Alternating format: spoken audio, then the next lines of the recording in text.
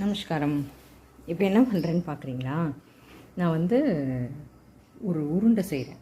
அதாவது டேட்ஸ்லேயும் மல்லாட்டையிலையும் எள்ளு எல்லாம் சேர்ந்து ஒரு உருண்டை செய்கிறேன். இது எள்ளு, அதை பொடி பண்ணியாச்சு, வறுத்து. அப்புறம் மல்லாட்டை, அதையும் பொடி பண்ணியாச்சு. இப்போ டேட்ஸு அது மிக்ஸி ஒன்றும் செட் ஆகலை. ஸோ அதனால் கல்லில் போட்டு இடித்து ரொம்ப நைஸாக்கியாச்சு. கொஞ்சோண்டு வாயில் பட்டாலும் துப்பிடுறா. சரி, குழந்தை ஒழுங்காக சாப்பிடணுமே, ஆரோக்கியம் தானே ரொம்ப முக்கியம். அதனால் நைஸாக எல்லாத்தையும் பண்ணிகிட்ருக்கேன். அப்புறம் ஒரு ஸ்பூன் நெய், இதெல்லாம் சேர்ந்து ஒரு உருண்டையாக பிடிச்சிட்டோம்னா தினைக்கும் ஒரு உருண்டை குழந்தை சாப்பிட்றதுக்கு நல்லாயிருக்கும். உருண்டு பிடிச்சதுக்கப்புறம் சொல்கிறேன்.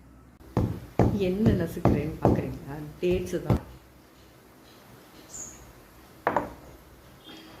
அதாவது இந்த உருண்டை சாப்பிட்டா பொம்பளை பிள்ளைங்களுக்கு இரத்த சோகை பிரச்சனை எதுவுமே இருக்காது. அதனால தான்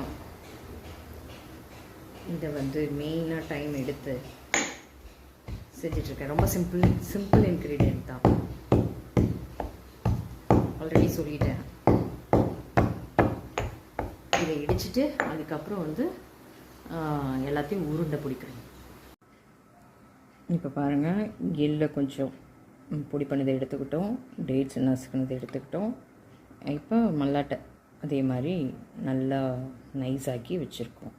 ஸோ இதில் நம்ம நெய் 1 ஸ்பூன் ஊற்றிட்டு உருண்டை பிடிக்க வேண்டியது.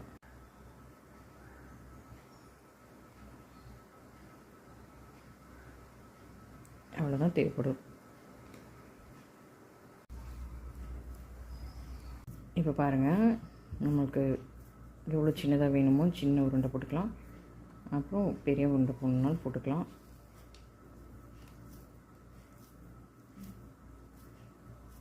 பொண்ணுக்கிட்ட தனித்தனியாக கொடுத்தோம்னா சாப்பிட மாட்டாங்க. இந்த மாதிரி லட்டு மாதிரி செஞ்சு கொடுத்தா நல்லா விரும்பி சாப்பிடுவாங்க. தினைக்கும் ஒன்று கொடுத்தாலே போதும். நன்றி, நமஸ்காரம். லட்டு ரெடி, சாப்பிட நாங்களும் ரெடி.